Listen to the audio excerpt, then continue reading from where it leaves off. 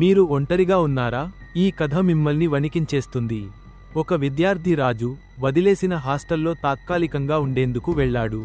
ఆ హాస్టల్లో ఎవరూ ఉండరు. కానీ రాజు ధైర్యంగా అడుగుపెట్టాడు. రాత్రి 1 గంట దాటింది. లోపల విసురుగా ఉన్న హాలులో తానొక్కడే చదువుకుంటున్నాడు. అంతలోనే వెనక నుంచి అడుగు శబ్దం వినిపించింది. టక్ టక్ టక్. తనిఖీ చేయగా ఎవరూ లేరు. మళ్ళీ కూర్చున్నాడు. 10 ఏళ్ల వయసున్న బాలుడి నవ్వు అది పక్కనే నుండి వినిపించడమంటే ఆశ్చర్యంతో రాజు లేచి చూశాడు. గదిలో ఎవ్వరం లేదు. కానీ నేలపై చిన్న పాదరేఖలు, చాక్లెట్ ముక్కలు, ఓ చిన్న బొమ్మ పడున్నాయి. ఆ బొమ్మకెదురుగా చిన్న రాసిన లైన్, నా ఆటలో నువ్వు నాటకం. రాజు భయంతో హాస్టల్కి బయటకి పరుగెత్తాడు.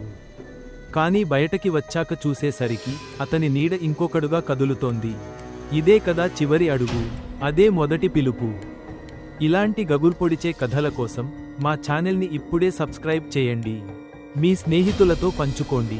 భయాన్ని వ్యాపింపజేయండి.